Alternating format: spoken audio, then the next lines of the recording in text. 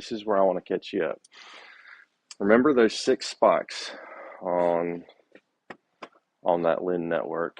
This is an old piece of paper or poster from a former life, and one of the issues with LIN is there's so many versions, and so it's like 2.0, 2.1, 2.2, and I think even some 2 or 3 older versions or new versions than that, and they all have a little different systematic communication approach, and I don't know what the voltage ranges are for all of those unique revisions of LIN. But I'm going to show you what we're looking for and tie it to, or what I started looking for, because I had no clue what was wrong with this thing, and I started to think maybe we do have a LIN network issue. And so I went to this. So let's flip this.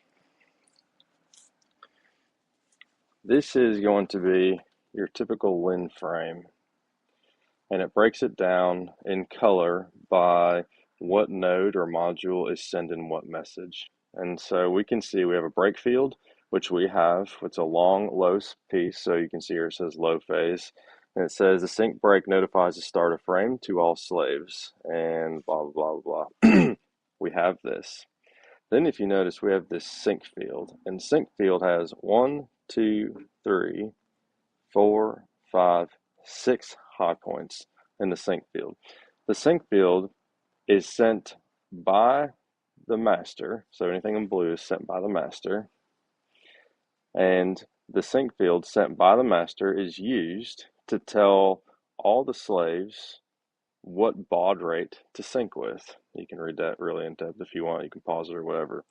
But these sync fields are important, and because I think this one speaks to like 9.6 kilobits per second or something like that. Anyway, after it sends the 6 high points on the sync field, it will then send the PID request, and then it gets the slave response. So yellow or orange is response.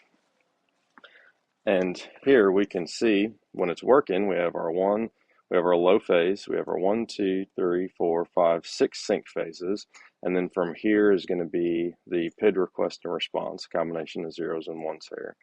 When it's broken, it just looks like this.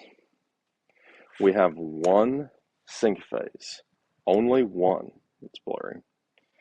And at this point, when I saw there's only one sync phase, I said to myself, the new part is bad too. The new steering column control module is bad too, because the sync phases are sent by the master. And on the LIN network, the slaves do respond on the network, but they can only respond within frame from the single request or command from the master, as we saw on the LIN sheet. This, as I continued to look, made me think, well, we have another bad steering column control module, because I didn't know what it could be. But the fact that it failed in the same manner was very puzzling to me, and started to make me question, is the software corrupt? Like, I went down the rabbit trail, and so walked away from a bit and came up with another test, and this is what kind of kicked off the rest of it. The test that I did that kicked off the rest of this was I took the old steering column control module and I manually ran power, ground, and the LIN communication to it. When I did that, the LIN output of doing a bench test of powering this thing up was 11.5 volts constant.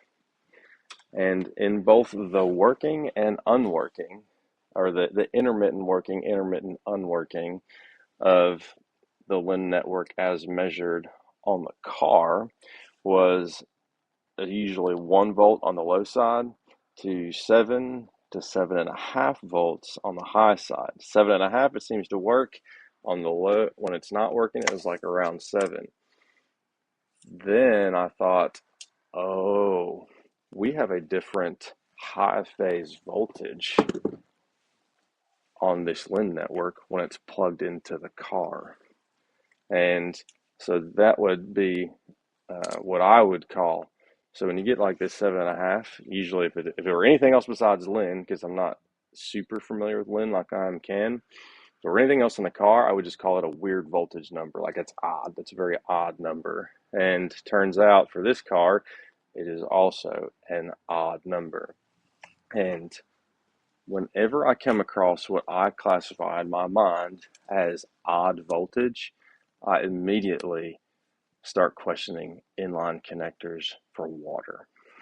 It's the only time I've seen weird voltage numbers where it just doesn't make sense. That said, what I did is, again, remember, I unplugged all these modules, did the ohm check, did the short to power and voltage, and that all checked out okay. It was all fine. Like, it was all fine. And even loading it when every module's plugged in, same pattern on all of them. But if you look in here, let's try to do this. From the steering column control module, there's a splice. And then it goes to two inline connectors to the rain sensor, or it goes down to this inline connector and the wiper motor. I found this connector previously when I started running around. I think I recorded that part. But these two connectors are very difficult to get to. One is in the center console on the passenger side, which actually ended up being okay to get to. The other two, I have the same connector number, so I don't actually know which one it is, but it's like, so the connector 3049, when you look it up, there are two 3049s. One is behind the sunroof up in the header. The other is behind the D pillar under all of the panels, like along the body, all the panels in the rear. I thought, well, that's crazy. So then I was like, well, we'll go a little bit old school. My question was, how do I isolate these two connectors? Because we got to this one and it looked fine, and it is fine. I thought, how do I isolate these two connectors from the circuit without taking the entire car apart? Because I've already got like 30 freaking unpaid hours into this stupid car. Anyway, my fault. And I thought, well, I'll just find that splice and I'll just cut that wire. And what I will tell you is, when I found this splice and I cut this wire right here, the network came back. As soon as I cut the wire that goes through the two inlines to the rain sensor, this is what the network turned into. And you will see on red, the low side voltage is about 1 volt. Oops, my finger's in the way. It's about 1 volt, and it says it's a 971 millivolts is what the screen says. You can't see it. The high side here is 10.7 volts. That tells me for certain.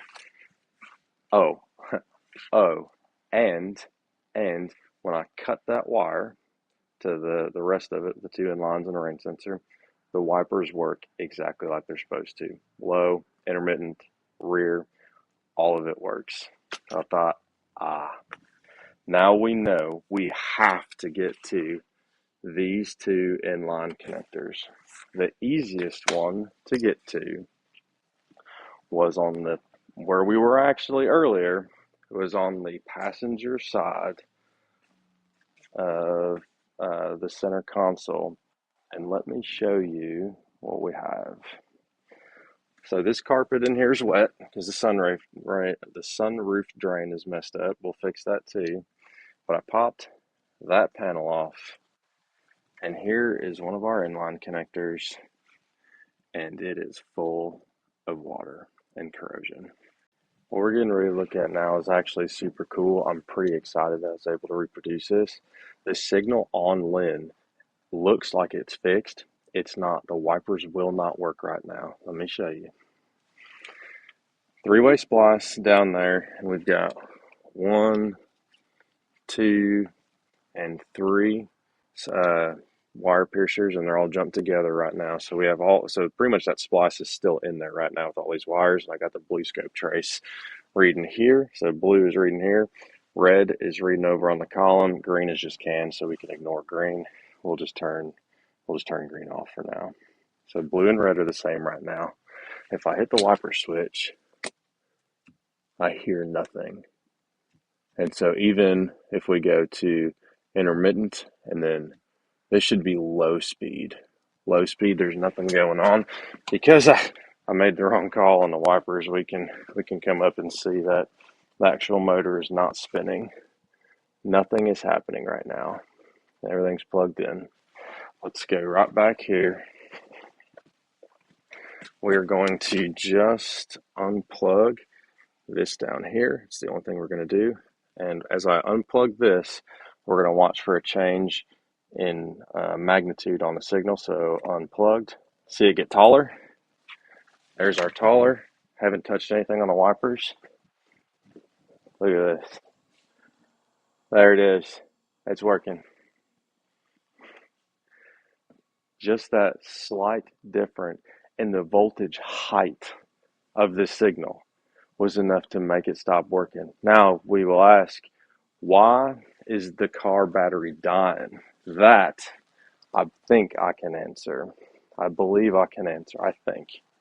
I couldn't find anything on service info in this, but 10, 12, 13 years ago, I had an old Ford, and the old Ford, the physical wiper, the wiper blade was broken on this old Ford.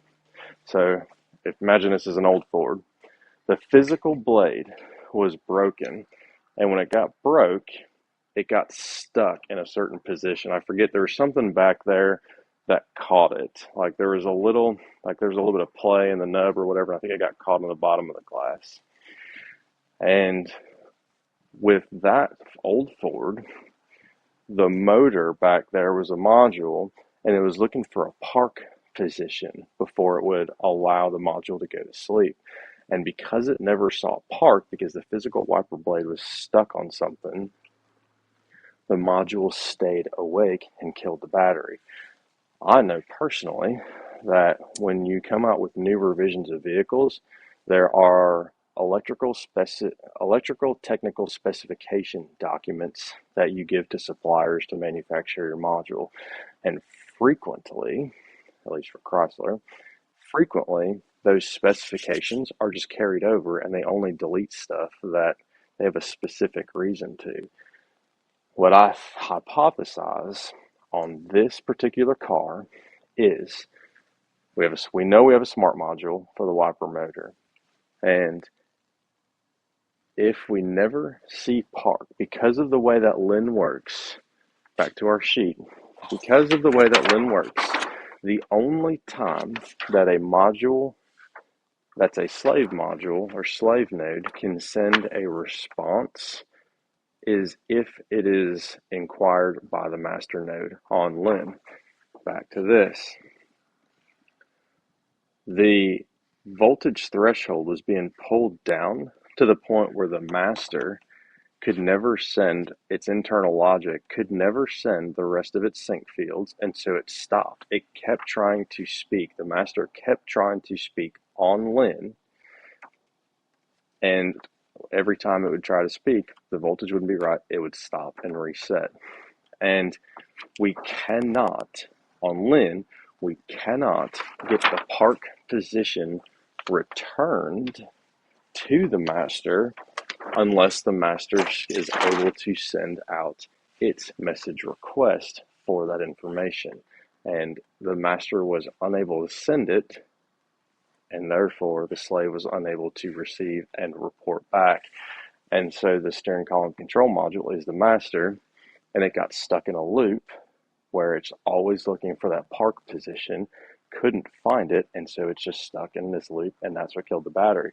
The steering column control module is the module that killed this battery, but its internal logic loop was looking for an input or a response from the wiper motor to know the position so that it could then go through its sleep sequence. That's what it was not able to get.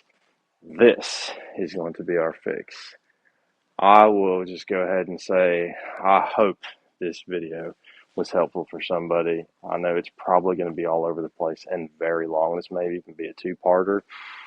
But it is what it is. This one kicked my butt, but we got it figured out in the end. I'm going to patch this up. We'll do our final test. When that's patched up, put back together, We'll make sure the car goes to sleep, which I'm confident it will now, and then we will be done with this car.